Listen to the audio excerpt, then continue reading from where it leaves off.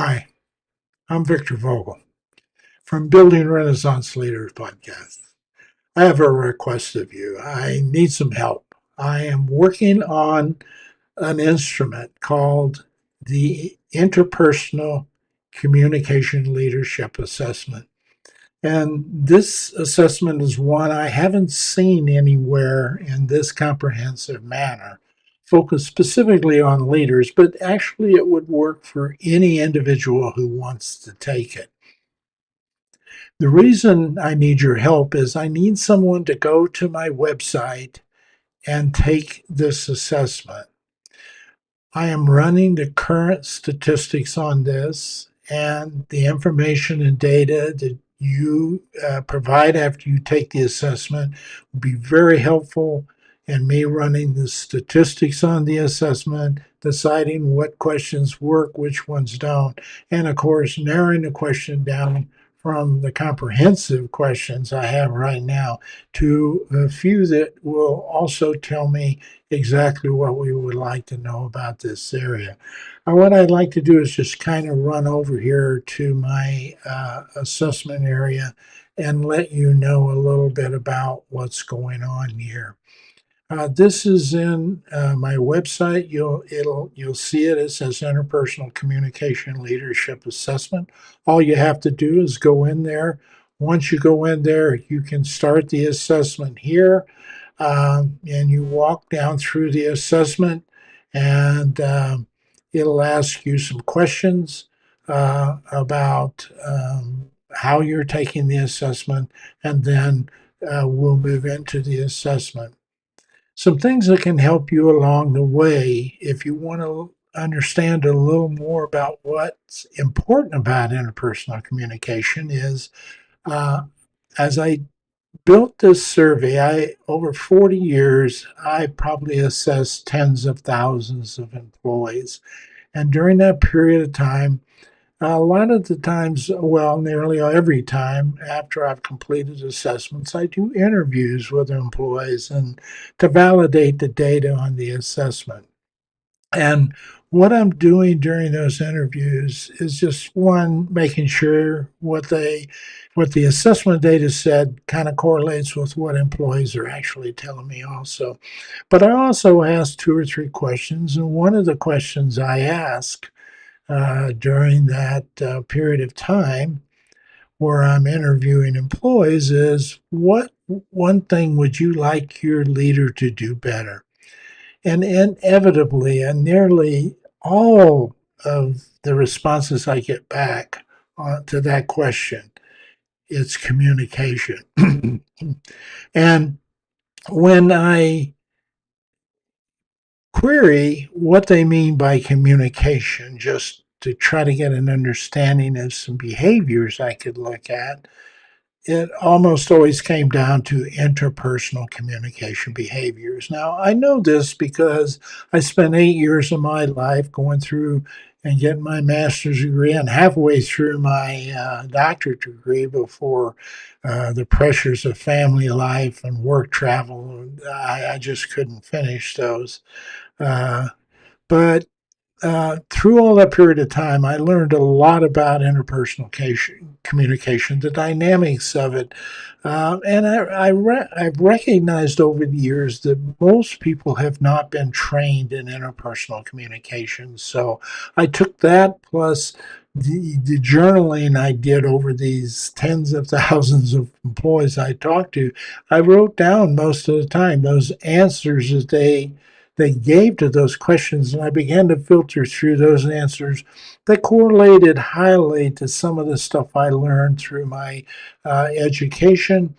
I began to put those things together, and I worked those into my consulting environment, whether I was a leader, educating a leader for the future, or whether I was a consultant changing culture and changing leaders and educating leaders that way. I began to realize that if I took the time to educate people on interpersonal communication first, so many more of those skill sets, like emotional intelligence, would be easier for these leaders to learn and apply and become more effective at. That led to better connection with their employees, better trust, the whole gamut, better satisfaction, more engagement.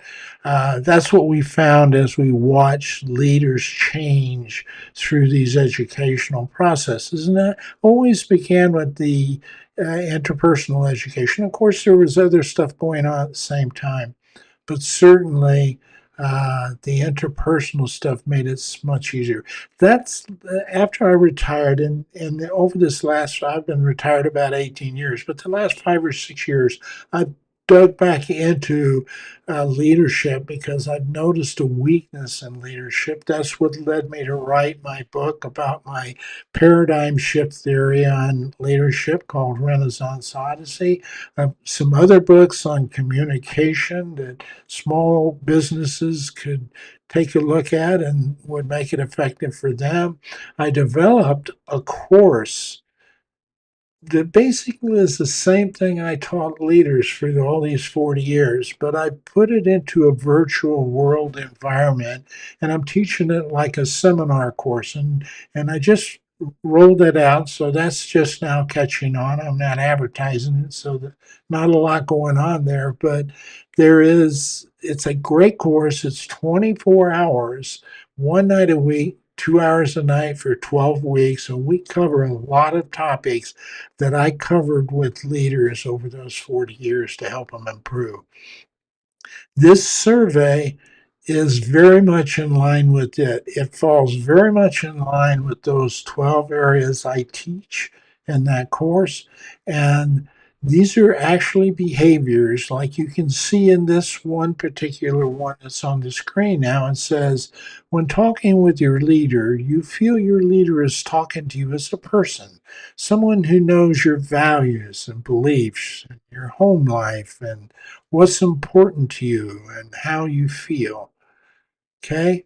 Now, either the leader does that all the time or never or somewhere in between on that Likert scale. And that's what we're trying to get some validity behind. I know it works because I've done it for 40 years, but it'll be nice to have a survey so that we can sit down and talk with leaders and show some of the blind spots they have in their communication areas. And that allows us to eliminate an overall communication program because some things are already doing well. Then now we can focus on just those areas that will really help them shoot the gap and improve quickly in their communication. So what I need for you is to go to my website, which will be a link will be in this video at the description of this video. There'll be a link right here. And it's a fairly easy link. It's vvogel.com. If you go there, you'll see this assessment. Please go take the assessment.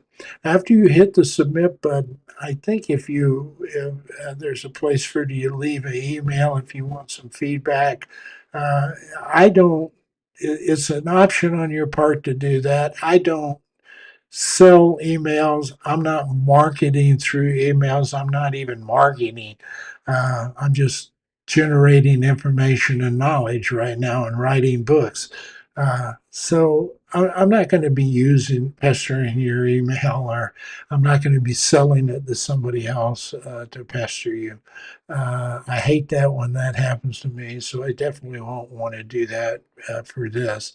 But I think if you leave that, it'll basically show you aggregate data. In other words, if you took this and 10 other people took it, it'll begin to show all the data that's transpired in that area. And then down the road, once this transpires, hopefully by the summer, and I can have this available, then if I have your email also on my list, though, I will be publishing out. I'll actually go on a lot of places and say, hey, this survey is for sale now. You can buy it. If your name is on that email list, I can send you a batch of them for your first experience with them for free. for taking this assessment and helping me with it. So if you've got the time, please do this. I need you to try to spend some time just going through the survey. Take it. Once you hit submit, it's all done. I appreciate all the help you can give me in this. It'll help me a whole lot. Thank you.